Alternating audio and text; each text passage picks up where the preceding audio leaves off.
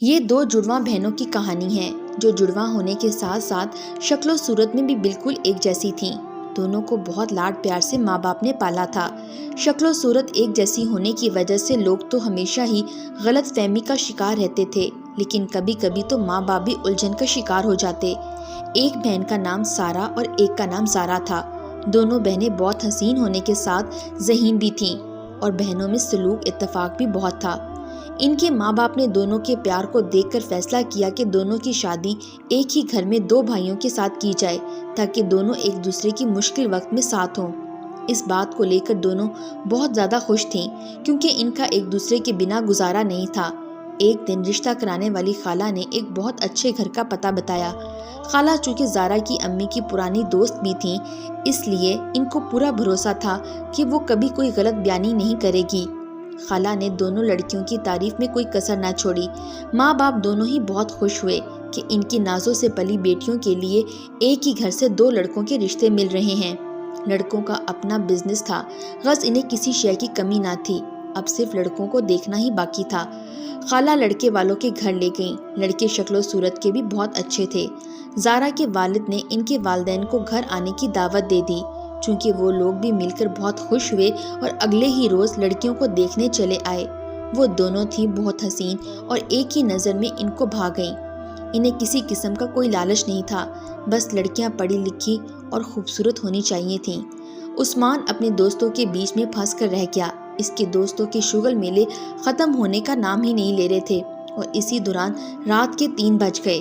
جب وہ کمرے میں داخل ہوا تو اس کی دلہن آنکھیں موند چکی تھی۔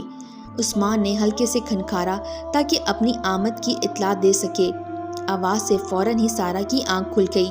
وہ جھٹ پٹ اٹھ کر بیٹھ گئی اور واپس گھونگھٹ ڈالنے ہی لگی تھی کہ عثمان مسکراتے ہوئے بولا، رہنے دیجئے، آپ بہت پیاری لگ رہی ہیں۔ وہ اس کی باتوں سے پانی پانی ہو گئی۔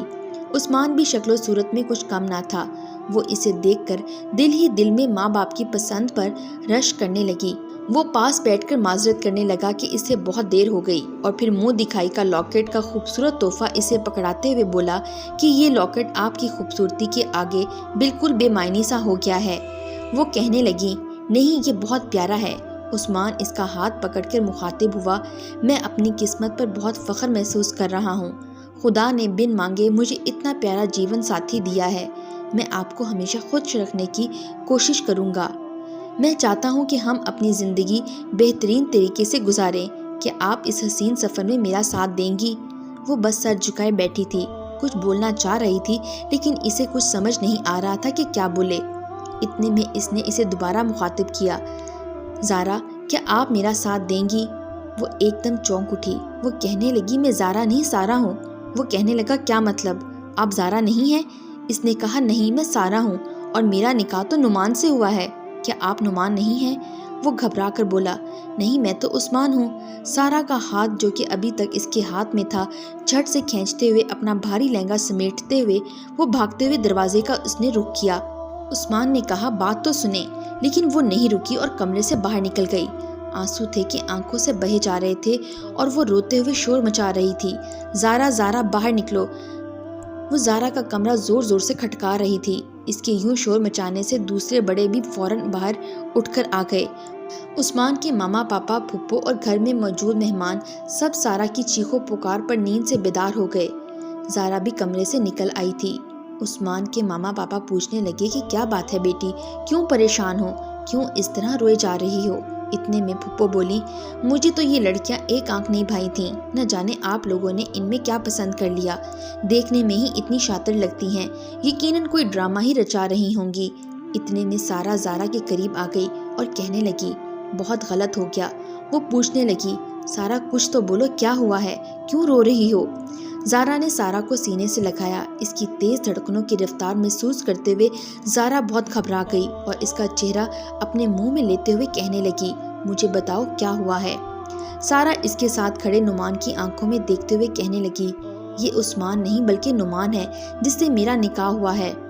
اب تو سب ایک دوسرے کی طرف دیکھ کر چہ منگویاں کرنے لگے۔ ایک عورت کہنے لگی، یہ کیا غضب ہو گیا، اتنی منحوسیت، ان لڑکیوں کے آتے ہی گھر میں مصیبت آ گئی۔ اپنی سالیوں کے ساتھ توبہ توبہ، یہ دن بھی آنا تھا۔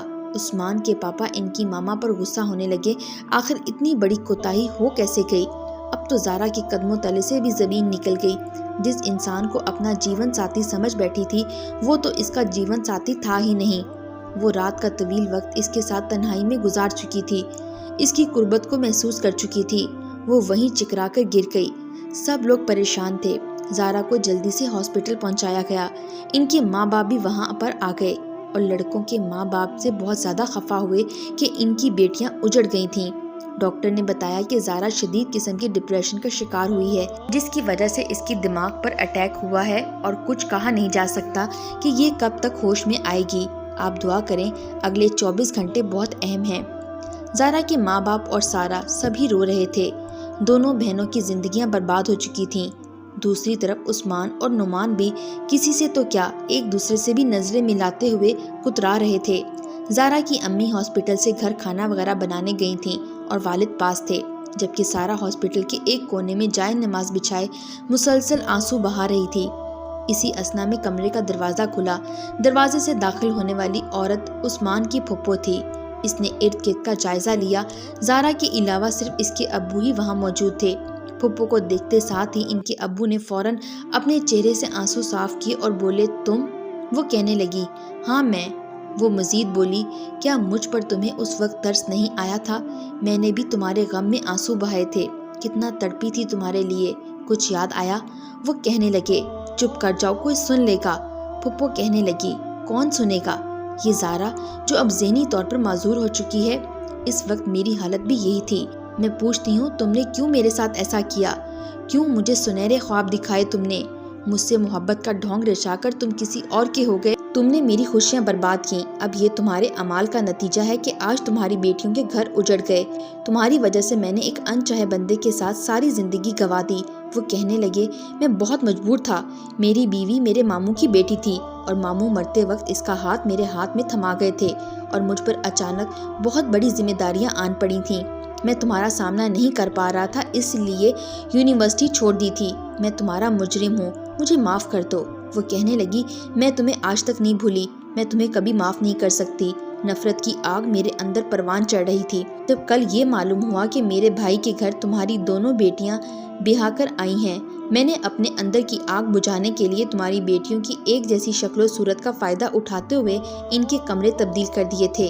یہ سنتے ہی زارا کے ابو فوراً کھڑے ہو گئے اور تلخ حقیقت سن کر خود پر قابو نہ رکھ پائے اور ان کے منہ پر تھپڑ جڑ دیا۔ اتنے میں نعمان کمرے میں داخل ہوا اور پھپھو پر چیخ پڑا، کہنے لگا، میں سب سن چکا ہوں۔ پھپھو، آپ کو شرم نہیں آئی؟ کیسے کر لیا آپ نے یہ سب؟ وہ کہنا تو بہت کچھ چاہتا تھا، مگر ان کے منہ پر پڑا تھپڑ اتنی زور کا لگا تھا کہ وہ ایک سائڈ پر کھڑی رو رہی تھیں۔ وہ بس اتنا کہہ کر چپ ہو گیا، میں آپ کو کبھی معاف نہیں کروں گا۔ زارا کے ابو بولے، بدلہ لینا تھا تو مجھ سے لے لیتی، مجھے مار دیتی، لیکن میری بچیوں کو بخش دیتی۔ نعمان بولا، انکل آپ گھبرائیں مت، ہم مل کر بیٹھ کر اس کا مسئلے کا حل نکال سکیں گے۔ ہم نے ایک مفتی صاحب سے یہ مسئلہ بیان کیا ہے، اس بات کا حل موجود ہے۔ آج سے ہمارے سب دکھ درد سانجے ہیں، آپ فکر نہ کریں، مفتی صاحب نے اس مسئلے کا حل بھی بتا دیا ہے۔ ہم دونوں بھائی آج ہی طلاق کا ایک کاغذ تیار کروا لیں گے اور اس کے بعد میں زارا سے شادی کر لوں گا اور عثمان سارا سے۔ پلیز انکل، آپ ہم پر بھروسہ کریں، یہ حل بالکل شرعی ہے۔ وہ ہاتھ جوڑ کر کہنے لگے، میں پہلے ہی بہت ٹوٹ چکا ہوں، مجھ میں اب مزید کچھ سہنے کی سکت نہیں ہے۔ مجھے نہیں معلوم کہ میری بیٹی کو نیا سورج دیکھنا بھی نصیب ہوگا یا نہیں۔ فی الحال اسے دعاؤں کی بہت ضرورت ہے۔ نعمان اس کے قریب آیا اور اس کے چہرے پر آئے بالوں کو ہٹانے کا ارادہ کیا، لیکن نہ جانے کیا سوچ کر پیچھے ہو گیا۔ وہ اسے بالکل اجنبی نہیں لگ رہی تھی، لیکن وہ تھی تو اجنبی ہی۔